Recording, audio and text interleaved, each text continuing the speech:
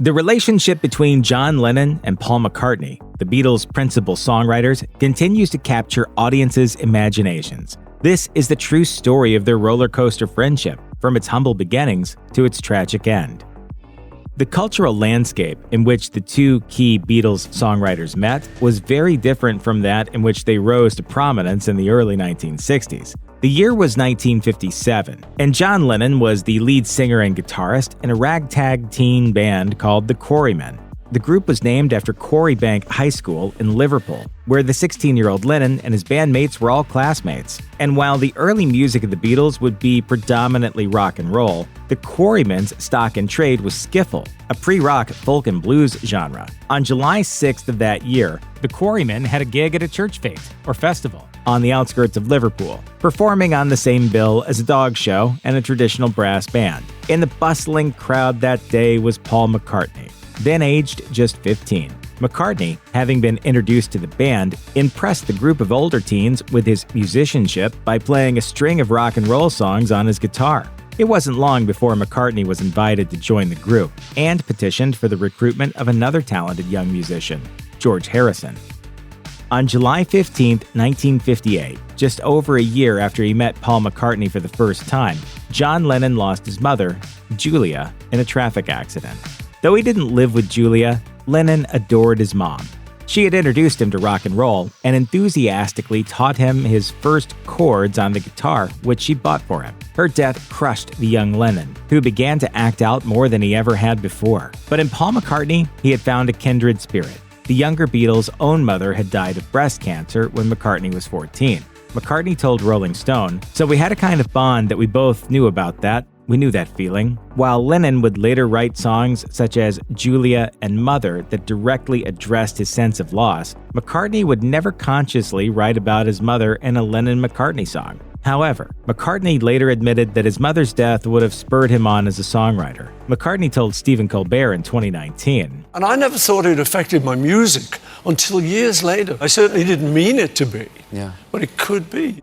Famously, any Beatles song written by either John Lennon or Paul McCartney was listed as a Lennon McCartney composition, a tradition that was maintained throughout the band's existence. The decision was made very early on, back when the pair were taking their first steps to becoming songwriters. In the book, All We Are Saying, which featured one of the final interviews Lennon gave during his lifetime, the singer told journalist David Sheff, "We always had that thing that our names would go on songs even if we didn't write them. It was never a legal deal between Paul and me, just an agreement to put both our names on our songs." Even in 1969, when the Beatles were starting to record and perform with other artists, the pull of the old co-credit was still strong.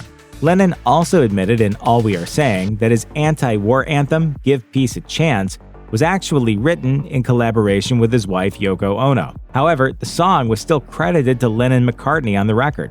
Old habits die hard. More recently, McCartney received some criticism for attempting to change the iconic credit and to have songs he penned alone listed as McCartney-Lennon compositions on his later solo and live albums. However, McCartney eventually backed down, telling The Guardian, "I'm happy with the way it is and always has been. Lennon and McCartney is still the rock and roll trademark I'm proud to be a part of, in the order it has always been." In the early days of their friendship, John Lennon and Paul McCartney were inseparable, writing compulsively, quote, eyeball to eyeball, as Lennon described to Playboy in 1980. But to suppose that Lennon and McCartney's bond was established purely through nerding out over chord progressions and strumming patterns would be way off. Around the same time, the Beatles' manager, Brian Epstein, had the up-and-coming group booked for hectic gig schedules, including lengthy residencies in Hamburg's notorious red light district. As well as becoming a top-notch live act thanks to thousands of hours spent on stage performing together night after night, the Beatles also grew together through a shared indulgence in Hamburg's riotous nightlife, copious alcohol, and sex. Additionally, most of the bandmates' extracurricular activities occurred at close quarters, seeing as the near-penniless Beatles shared hotel rooms and bunk beds during their time in Hamburg. The incredible intimacy between the band members was key to their legendary chemistry. McCartney told GQ, "In music, it made us a very tight band, but as friends, it made us able to read each other when we were super close." The Lennon-McCartney partnership scored its first big hit in the UK in October 1962 with Love Me Do. 3 months later, they released Please Please Me, their first chart topper, which heralded the start of Beatlemania. Today, the story of the Beatles is looked back on in its entirety as a 7-year-long recording miracle. But 50 years on, the immediacy of Lennon and McCartney's success as songwriters is perhaps easy to overlook. In 1966, music critic Michael Lydon published a profile of the Beatles in which he explored the incredible popularity of their songs, whether performed by the Fab Four or others. Lydon wrote, "By February 1st, 1966, the 88 Lennon McCartney songs had been recorded in 2,921 versions. Versions by the Beatles have by now sold close to 200 million record tracks. Total sales of all Lennon McCartney recorded compositions must be pushing 500 million. Lennon and McCartney were barely halfway through their collaboration." The year 1967 was a transformative one for the Beatles, the decisive period in which the friendly rivalry that propelled the Lennon-McCartney songwriting partnership to the highest possible critical and commercial heights began to disintegrate. May of that year saw the release of the band's landmark album, Sgt. Pepper's Lonely Hearts Club Band, which some critics have argued is the band's most iconic and representative work, not to mention a release that has become indelibly linked to the 60s counterculture. But Sgt. Pepper also signaled the moment Lennon and McCartney's interests started to diverge, and the power struggle between the two, which would complicate the final years of the band, began.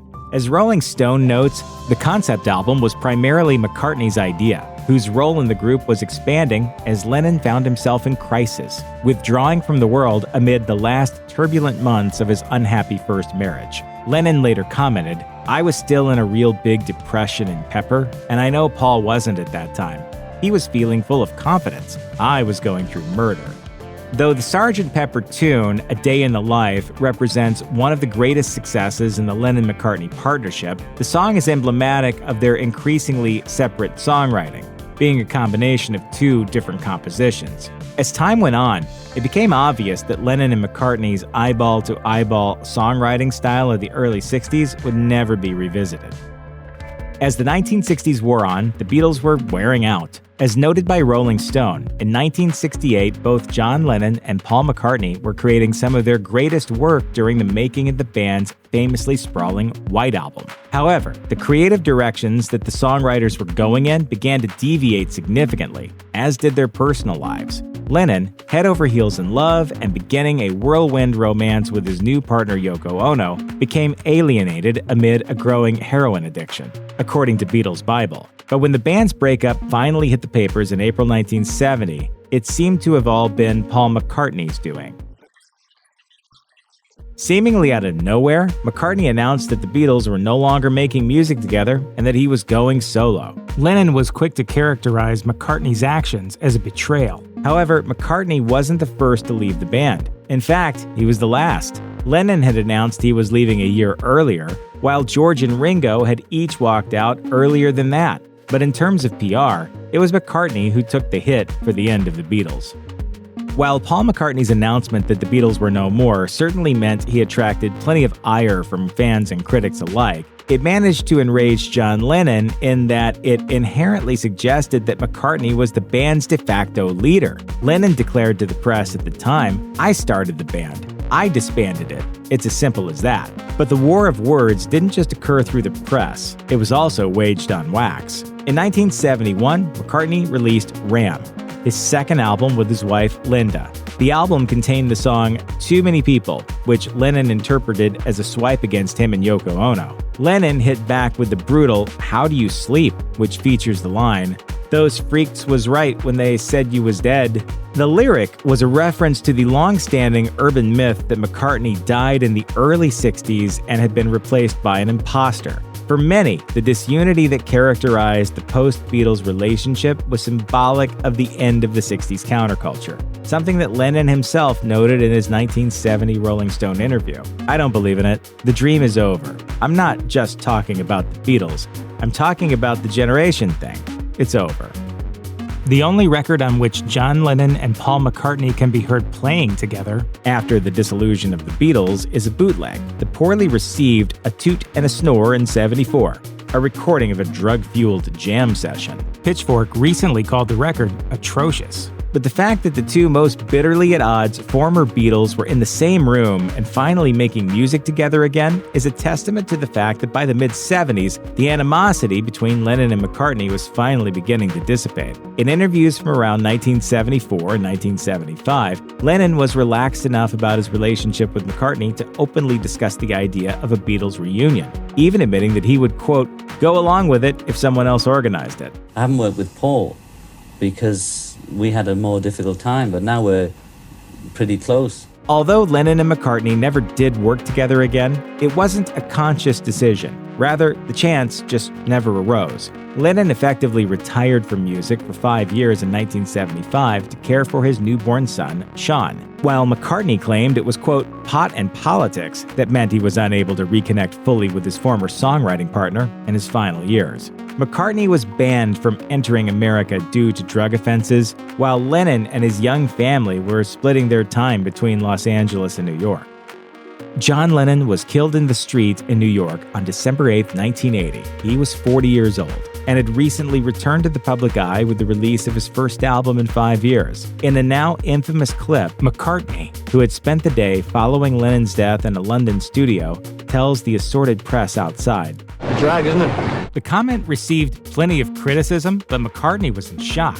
He later explained, I was home and I got a phone call. It was early in the morning. It was just so horrific. Couldn't take it in, and I couldn't take it in. In 2020, McCartney described how, even today, he still recalls the dynamic of his time with Lennon, when, eyeball to eyeball, they created some of popular music's best-loved tunes, and noted how thankful he was that the two rivals had patched up their relationship before Lennon's tragic death. McCartney told the Times of London, "We had certainly got a friendship back, which was a great blessing for me, and I now will often think, if I'm writing a song, okay, John, I'll toss it over to you. What line comes next?"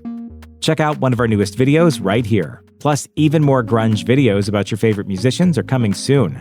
Subscribe to our YouTube channel and hit the bell so you don't miss a single one.